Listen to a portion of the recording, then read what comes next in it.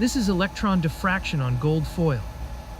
This is happening right here in my garage on the 99th anniversary of this iconic experiment, which was first conducted back in 1927 by British physicist Sir George Thomson, who was then rewarded the Nobel Prize for this work 10 years later. While I won't get the Nobel Prize for repeating the same experiment, it is nonetheless a very rewarding experience to be able to reproduce the phenomenon, which brings one as close as practically possible to witnessing the fascinating quantum behavior of our world. The true meaning of what is happening here goes a lot deeper than what they usually cover in physics textbooks. I will touch more on this later. So what it takes to produce electron diffraction in a garage in the year of 2026? It is actually not that difficult, but only after one has tried out and eliminated all the options which do not work. In my case, it took almost 5 years to finally succeed all while I have already had the benefit of knowing full well that electron diffraction had be there. This makes me think that those early researchers had to have a certain amount of luck on their side in order to eventually produce electron diffraction while they were not at all sure it was even supposed to be happening. In theory, the concept is very simple. We just shine a thin beam of electrons through a thin target and observe the diffraction pattern on a phosphor screen located a few centimeters away. This was my first attempt at producing electron diffraction back in 2021. I used a hacked CRT tube as the electron gun. I got the electron beam. It passed through the target. Yet there was no detectable diffraction pattern on the screen. This is my second attempt in 2026. I have now made my own Steigerwald type electron gun from scratch, described in the previous video. A bit of colloidal graphite was applied to the 200 mesh stainless grid. Don't they like to use graphite targets in the electron diffraction experiments in the textbooks? I figured that maybe this is because graphite was an easy target. I then shined the electron beam through it. The beam went through, yet there was no diffraction pattern on the screen. Okay, maybe graphite wasn't fully covering the support grid or something? Let's try something different. Like maybe gold? They sell what is called a gold leaf. Based on its price and the amount of gold one gets, I calculated that the thickness of each leaf would be on the order of 80 nanometers. This seems thin enough.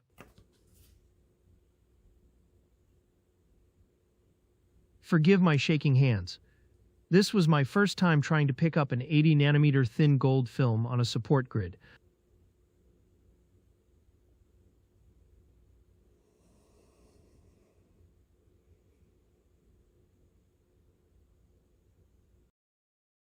Mount the target. Shine the electron beam through it. Yet there was still no diffraction pattern on the screen. In fact, there wasn't even any beam at all visible on the screen with a naked eye. I had to take a few long exposure pictures to confirm the beam was even there. The 80 nanometer gold leaf was obviously too thick for this purpose. It was now becoming obvious that the FTO glass screen I was using wasn't really as good a fluorescent screen as a real phosphor screen would be. It was time to make a real phosphor screen. It might have been easier to just purchase the ready-made zinc sulfide phosphor. What fun is it though? Instead, the zinc sulfide copper-doped phosphor has been baked in-house from pure zinc sulfide. This was an interesting side project. Here you probably expect to hear that in order to make zinc sulfide, I had to burn pure zinc with sulfur. No, I just bought it. However, the entire process starting from that 0.999 pure zinc sulfide to the phosphor screen on the left was then completed in-house. This is possible. Here's the phosphor sedimentation process. I had to try a few different solutions for the bath before finding one which actually worked. This 3D printed jig to hold the glass wasn't the best design. I put a few smudges on the screen while taking the glass out. The screen then ended up somewhat ugly, but to my surprise, it still worked perfectly. Turns out the real phosphor screen is anywhere between 10 times to 50 times more efficient than the FTO glass. Here I have a clearly visible beam spot on the phosphor screen while my emission current reads 0, that is, it is less than 100 nanoamps.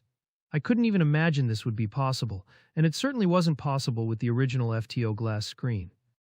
Recalling that the gold leaf target was too thick, I figured that maybe my 30 nanometer silver nanoparticles would make a better target.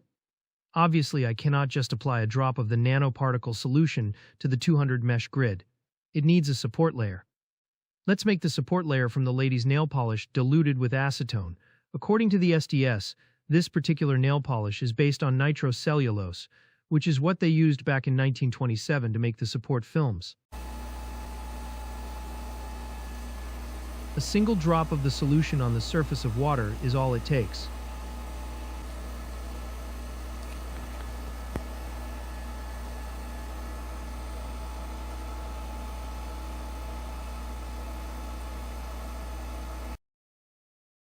Mount it. Shine the electron beam through it.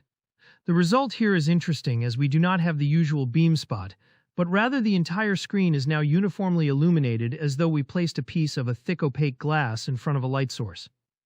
The film is obviously too thick, but at least it is not as thick as to completely block the electrons. This ended up being a very useful hint.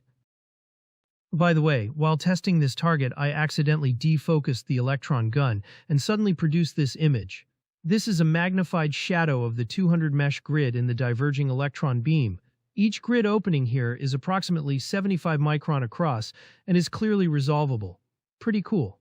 This made me thinking that my next project should be a transmission electron microscope.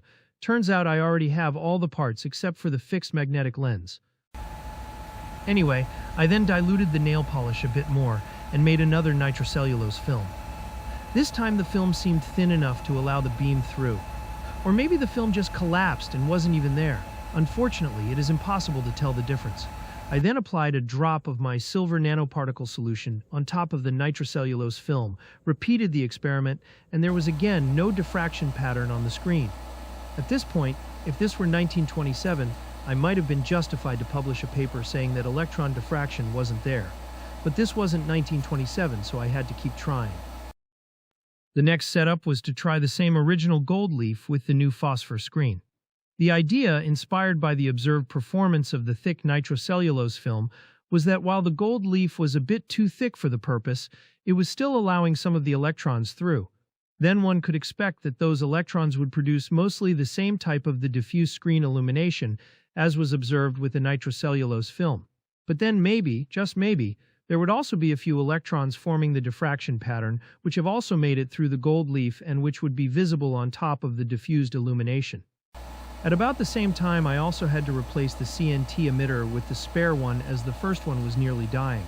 And I think the universe has determined that I have now struggled enough, because this second emitter turned out to be a lot brighter than the previous one, and then I finally got this. This is the diffraction pattern on top of the diffused illumination. At this point, all I had to do was to make the gold leaf thinner. The best option is to etch it in, yes, potassium cyanide. No, I am not making my own potassium cyanide. It is actually possible to buy it, but it is a bit of a hassle as they require a signed liability release. Maybe there is a simpler option? Aqua regia. Undiluted aqua regia consumes the original gold leaf in about 10 seconds. Aqua regia diluted 10:1 with water does not do anything obvious to the gold leaf for as long as 30 minutes.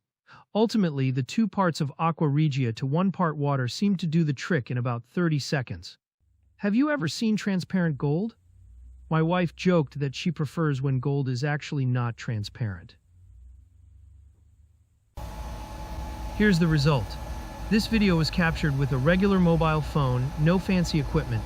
The diffraction pattern is easily visible on the screen with the naked eye. This was very satisfying.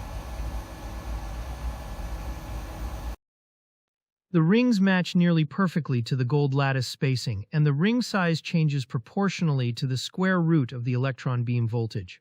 This is the textbook result. After formally celebrating this major milestone, I then decided to play a bit with various samples to hopefully figure out why it took me so long to make the proper target. Like, for example, I had a huge suspicion about the reliability of those thin nitrocellulose films.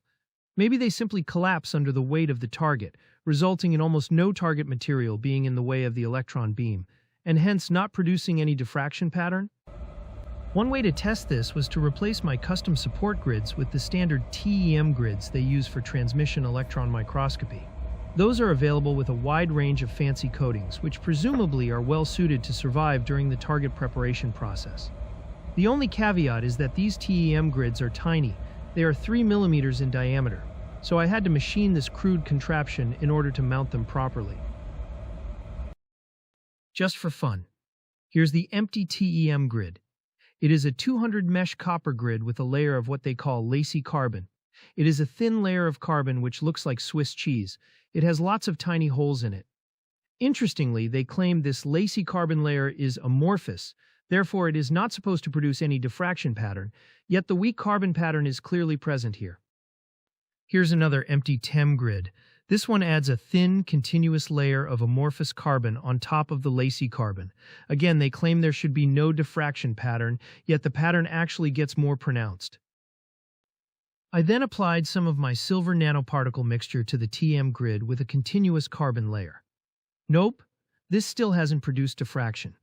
Therefore, the problem clearly wasn't caused by my nitrocellulose films. It was something else.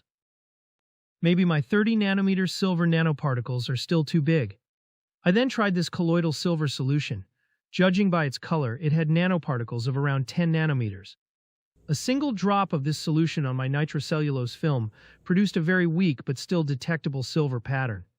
Excited with this result, I figured the layer was just too thin, so adding another drop should make it thicker, and the pattern better. Having added another drop of the solution, the pattern then completely disappeared. Are the 10 nanometer silver particles still too thick? I don't know. Having now acquired some confidence in my nitrocellulose support films, I made another attempt with colloidal graphite, diluted 10:1 and applied on the support film. And this time it worked. Seems like using colloidal targets for electron diffraction is kind of hit and miss.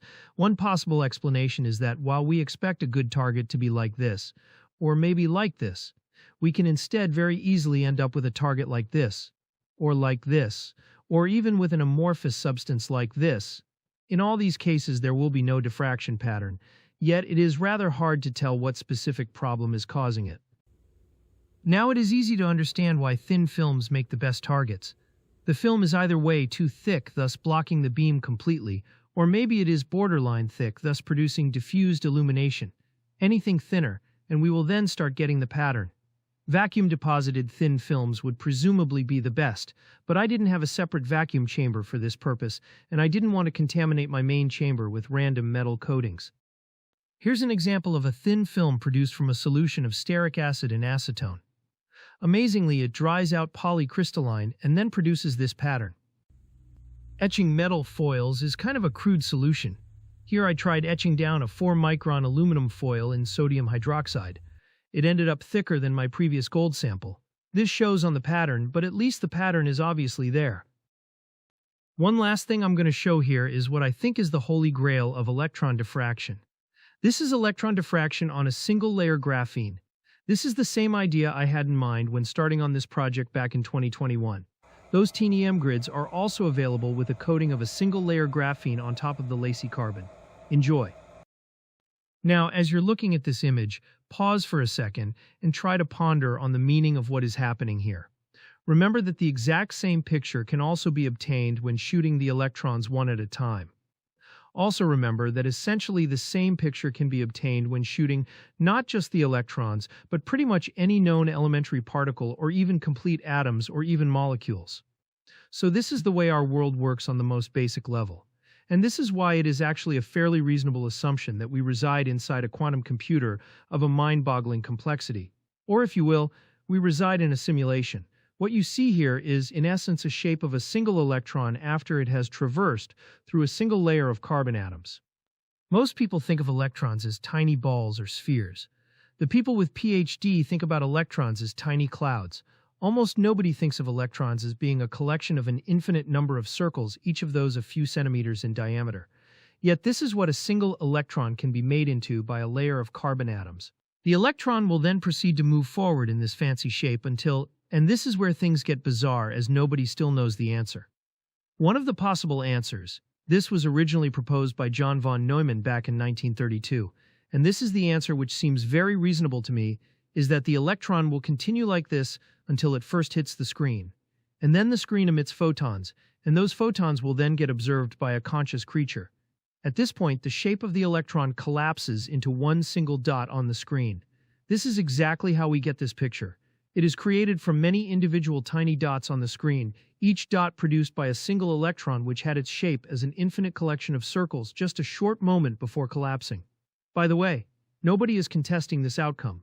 What is typically contested is the specific reason which causes the electron shape to collapse like this. Thanks for watching.